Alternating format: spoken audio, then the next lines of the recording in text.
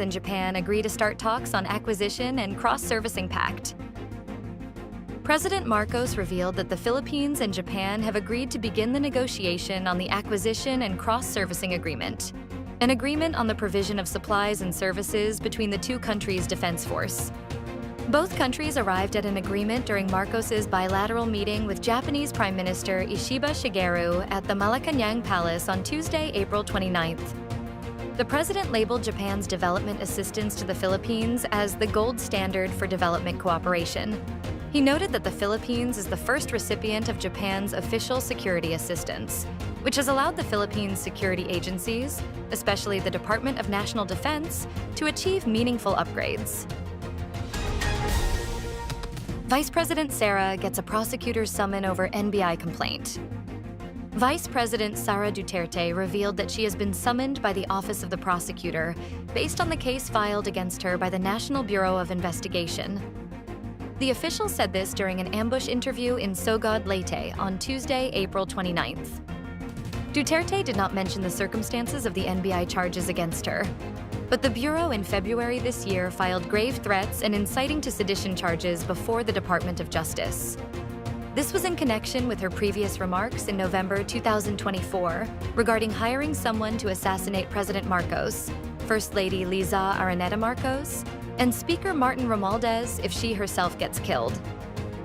It will now be up to the Office of the Prosecutor to decide whether to file cases in the courts or not.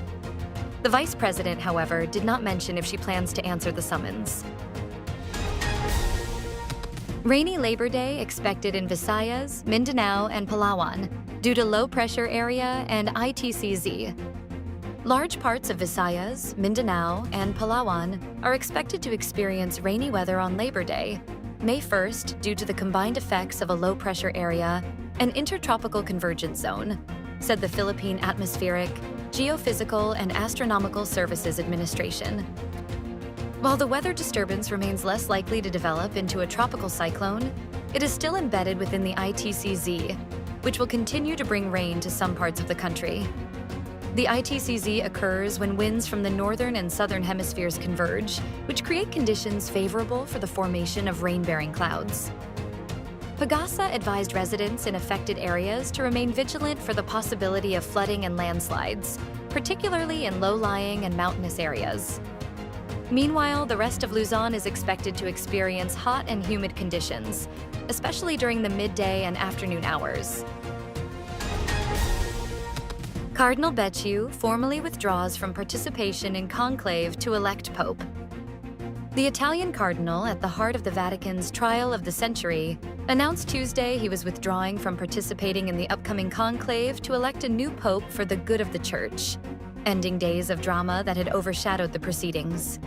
Cardinal Angelo Becciu's status has dominated discussions in the days after Pope Francis's death, amid questions about whether he would participate in the conclave to elect Francis's successor or not. After his 2020 downfall, Becciu had said he would not participate in any future conclave. But in recent days, he had asserted he had a right to enter the Sistine Chapel with other cardinals on May 7th. Becciu was once an influential Vatican chief of staff who was a leading papal contender himself. But he fell from grace in 2020 when Francis forced him to resign his job as head of the Vatican's saint-making office and his rights as a cardinal because of allegations of financial misconduct. Manila Bulletin hosts Second MB Sustainability Focus Session. The Second MB Sustainability Focus Session opened the platform to healthcare on Wednesday, April 30th at the University of Santo Tomas in Manila, featuring key insights from industry leaders.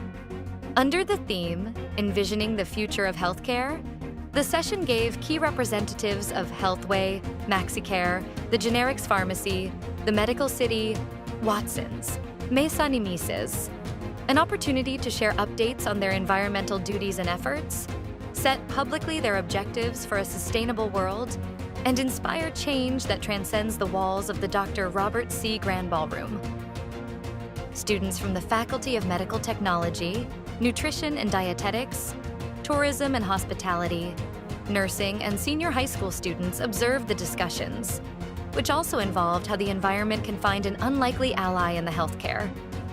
UST is the academic partner for the focus session. The event sought to help push environment stories into the mainstream and bring eco-friendly talks to table conversations. Stay updated with the latest news. Visit our website at www.mb.com.ph or follow us on social media. Thanks for tuning in.